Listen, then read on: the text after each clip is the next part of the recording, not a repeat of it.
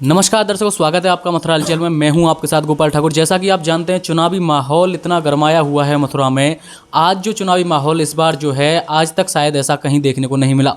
आज जो 3 तरीके की लड़ाई हो रही है, 3 तिकोनी लड़ाई मथुरा में छिड़ी हुई है और ये जंग बहुत ही मज़ेदार हो रही है। हर नेता वोटरों को लुभाने के लिए उनके पास जा रहे हैं और उनसे कह रहे हैं कि आप हमारे लिए मतदान करो। कहीं किसी का विरोध हो रहा है तो कहीं किसी का समर्थन हो रहा है। आज हमारे साथ सपा के प्रदेश उपाध्यक्ष हैं डॉक्टर राजम अहमद रजवी जी। उनसे हम जानेंगे कि उनकी क्या राय है, क्या मानना है। नमस्कार, बहुत स्वागत है आपका मथुरा हलचल में। नमस्कार।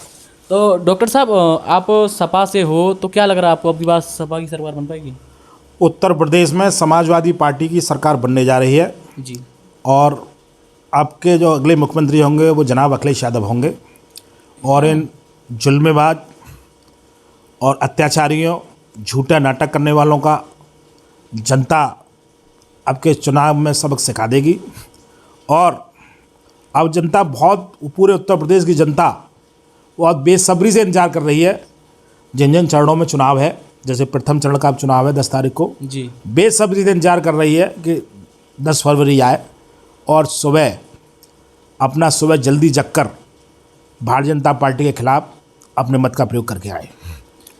तो आप अब की बार आपको लग रहा है कि पक्का आपकी सरकार रहेगी, ये कंफर्म है? सरकार 1001% उत्तर प्रदेश में समाजवादी पार्टी एवं सहयोगी दल की बनेगी। मुख्यमंत्री जनाब अखिलेश यादव होंगे। तो जैसा कि अभी सपा कार्यालय पे कोई हमला हुआ था, तो उसका आरोप श्रीकांत शर्मा जी पे लगाया गया, तो क्या वो आरोप सही है? देखिए, ये सब घटनाएं हम लोग तो अपने आप करेंगे नहीं, कराएंगे तो विरोधी। जी। और विरोधी, क्योंकि हमारा जो प्रत्याशी है समाजवादी पार्टी से देवेंद्र अग्रवाल जी। वो ना किसी से कभी झुका है और ना भविष्य में कभी झुकेगा। और उसके परिचित लोग उनके बारे में जानते हैं वो किस व्यक्तित्व के आदमी हैं देवेंद्र अग्रवाल जी। तो उनसे क्या, ये विरोधी जितने भी वो सब घबरा गए हैं और उनको ये आभास हो गया है कि अब मथुरा शहर में समाजवादी पार्टी जीतने जा रही है, देवेंद्र अग्रवाल विधायक बनने जा रहे हैं। अच्छा, तो आपके विधायक जी के क्या क्या मुद्दे हैं मथुरा वृंदावन में, उनके बारे में बताएं। सबसे पहले यमुना का सौंदर्यीकरण, यमुना का पानी साफ। नंबर 2, बिजली के जितने भी मुकदमे लगे हैं उनको सबको ख़त्म कराकर, और बिजली के जितने भी बिल आ गए हैं उनको ख़त्म कराकर, और जो वैश्य परिवार है या ये कह लीजिए जो व्यापारी है उसका शोषण और अधिकारी द्वारा जो व्यापारियों को शोषण किया जा रहा है उससे मुक्ति। तो ये जो मुद्दे, सरकार जब चुनाव आते हैं तो सभी ये मुद्दे उठाते हैं, लेकिन सरकार आने के बाद भूल जाते हैं। देखिए, समाजवादी पार्टी एक ऐसी पार्टी है, इसके संरक्षक मुलायम सिंह यादव मुख्यमंत्री रहे। उनने जो वायदे किए, आप कोई सा उनका वायदा उठा लो, जो उनने वायदा किया वो पूरा किया। आप समाजवादी पार्टी का मैनिफेस्टो उठा लो। समाजवादी पार्टी में और अन्य पार्टियों में यही अंतर है, वो जो कहते हैं और वो करके दिखाते हैं। ये कोई चुनावी घोषणाएं नहीं है।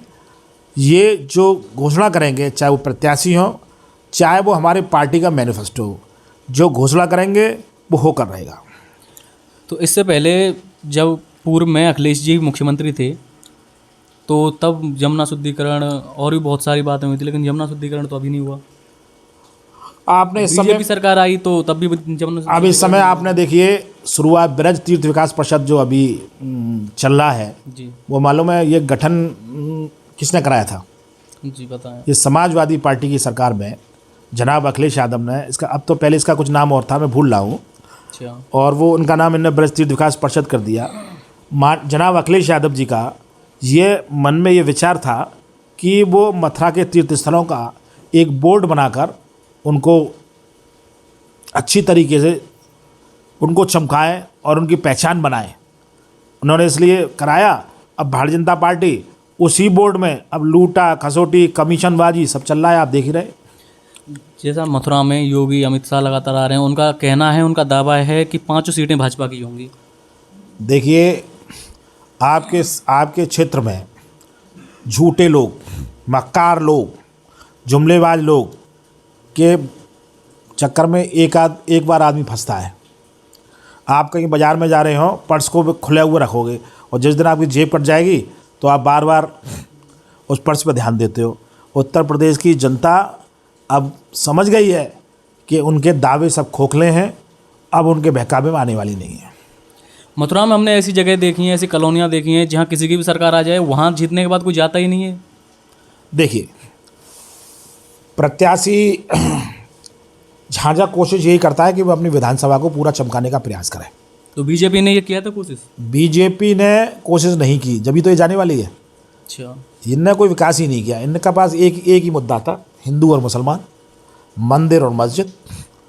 आपस में कुछ ना कुछ ऐसा करते थे। मथुरा का मुद्दा ले आए, कोई ना कोई मुद्दा ऐसा लाना है, बस उसी पर राजनीति करनी है। कोई विकास की बात करते ही नहीं है। कभी ये नहीं करते कोई विज़न हो, इनका कोई विज़न है ही नहीं। कोई उत्तर प्रदेश का देश हित का कोई विज़न हो, संसार में देश का नाम चमके, ऐसा कोई विज़न ही नहीं है। केवल कि मुसलमान ऐसा हो जाएगा, मंदिर वहाँ बनवा देंगे। मंदिर के लिए कौन मना करता है? मंदिर के लिए कोई ना मना करता है। मंदिर की बात भी यही करते हैं कि मंदिर हमने बनवाया।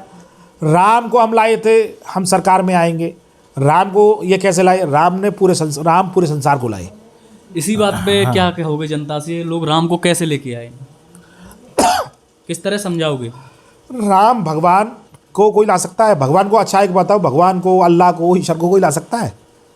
ये दुनिया को लेके आए, दुनिया इनको कैसे ले आएगी? बीजेपी वालों का मानना है राम को लेकर आए, वो राम को वहाँ से लेके आए जो 200 वर्षों या 500 वर्षों से दबे हुए थे, नीचे जंजीरों में बंधे हुए थे। उन्होंने वहाँ से मुक्त करा के उनके मंदिर, भव्य मंदिर का निर्माण कराया। देखिए, आपकी एक गलतफहमी दूर कर दूँ, ये उन्होंने बीजेपी वाले कहते हैं इस बात ये आपकी गलतफहमी दूर कर दूँ। एक जी, पहले तो मंदिर का निर्माण भारतीय जनता पार्टी ने बनवाया। अच्छा, मंदिर का निर्माण पे कोई विवाद ही नहीं था। जी, इन्हीं लोगों ने मुद्दा बनाया और कोर्ट में एक मामला 4 दिन हो गया। कोर्ट की, चाहे वो हिंदू हो चाहे मुसलमान समाज हो, उत्तर प्रदेश का, इस देश का, कोर्ट में जजमेंट हुआ, लोगों ने उनकी बात मानी और मंदिर का निर्माण हो गया। उसमें भारतीय जनता पार्टी के दिन कहाँ से आ गई? अच्छा, वो ये अभी आपकी बात हो रही थी हमारी, मथुरा मुद्दे बता रहे थे आप, मथुरा के मंदिर का जो कृष्ण जन्मभूमि है वो मुद्दा वो उठा रहे हैं, तो उस मुद्दे को लेकर क्या कहना चाहोगे आप? देखिए, सांप्रदायिक सौराठ का शहर है मथुरा जी, और यहाँ सारे लोग, हिंदू और मुसलमान, सब ऐसे प्यार मोहब्बत से रहते हैं। यहाँ कोई मुद्दा ही नहीं है मंदिर का, मस्जिद का। इनका मुद्दा केवल एक ही है, आराम से पूजा हो रही है, इधर नमाज पढ़ी जा रही है। मथुरा के लोकल आदमी से भाई परेशानी तो नेता जब उठाता है कि लोकल आदमी को कोई परेशानी हो। आप मथुरा के तमाम आदमियों के पास चले जाना, तमाम ब्राह्मणों के पास चले जाना, उनके पास ये है ही नहीं कि साहब ये हो। आदमी रोजी रोटी की बस में लग रहा है, अपने काम की लग रहा है, नौकरी की उसमें लग रहा है। ये सब मुद्दे हैं आदमी के पास। हमारे यहाँ महंगाई बहुत हुई है, बीजेपी सरकार में जनता बहुत परेशान है महंगाई से। क्या आपकी सरकार आएगी तो महंगाई खत्म हो जाएगी? देखिए, भारतीय जनता पार्टी व्यापारी एक समूह है व्यापारियों का, जी, अडानी, अंबानी, इनका ग्रुप है और यही पूरी सरकार को फंडिंग करते हैं, यही सरकार को चलाते हैं। और जब एक विशेष वर्ग का आदमी जब ये पार्टी चलाएगा तो वो अपने प्रोडक्ट महंगे करेगा, अपनी सारी चीज़ महंगी करेगा, क्या? तो उससे महंगाई हुई है। समाजवादी पार्टी की सरकार में, समाजवादी पार्टी सभी धर्मों की, सभी वर्गों की समान पार्टी है, तो इसमें महंगाई तो नीचे आनी आनी है। और अपने ब्रज क्षेत्र के लिए कोई ऐसा कार्य, जैसे बंदरों से मुक्ति मिल पाएगी आप लोगों का? नहीं, मुद्दा अभी अखिलेश यादव जी आए थे, उन्होंने मंकी एक वो बनवाएंगे। क्या बनवाएंगे? मंकी विश्रामालय।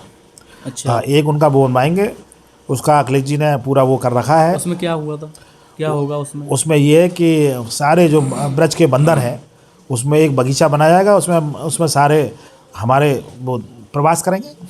एक बगीचे में ब्रज के बंदरों को प्रवास कराया जाएगा, प्रवास उनको कराया खाने जाएगा। पीने की व्यवस्था कराई जाएगी, सब उसमें शेल्टर हाउस होगा उनका, वहीं रहेंगे वो।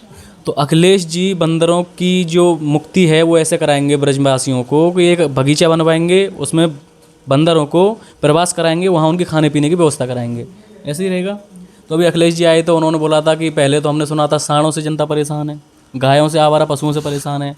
अब बंदरों का तो चलो वो इस तरह से करा देंगे, लेकिन जो आवारा सांड और गाय हैं उनका? देखिए, आवारा सांडों के लिए, गायों के लिए इनको हर उस पे ग्राम सभा स्तर पर व्यवस्था करनी चाहिए जी। और ग्राम सभा स्तर पर व्यवस्था ब्लॉक स्तर पर करनी चाहिए। उनके लिए गौशाला खुलनी चाहिए और गौशाले पे बिल्कुल एक आदमी बिठा देना चाहिए कि वो भूखी ना रहें।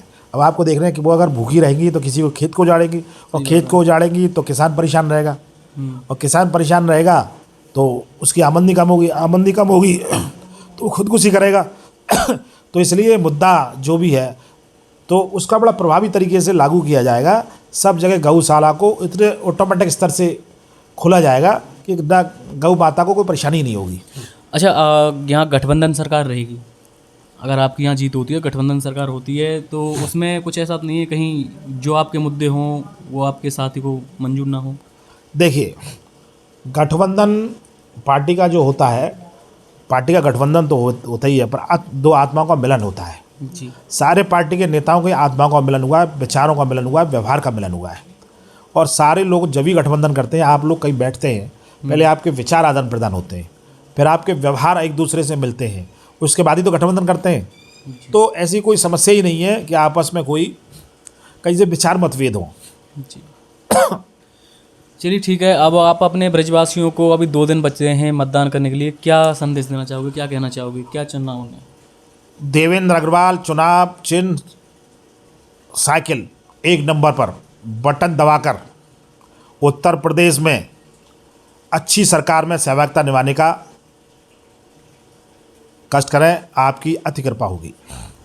दर्शकों, अभी हमारे साथ मौजूद थे सपा के प्रदेश उपाध्यक्ष। उन्होंने बताया कि वो किस तरह से अपने कार्य को करेंगे और क्या क्या उनके मुद्दे रहेंगे और उनके मुद्दे पे किस तरह उनका कार्य करेंगे। बंदरों से निजात दिलाएंगे, आवारा पशुओं से निजात दिलाएंगे, जो भी समस्याएं होंगी मथुरा वृंदावन की, अगर उनकी सरकार बनती है तो उन सारी समस्याओं का वो समाधान करेंगे। आप देख रहे हैं मथुरा हलचल, गोपाल ठाकुर के साथ कान्हा शर्मा की खास रिपोर्ट।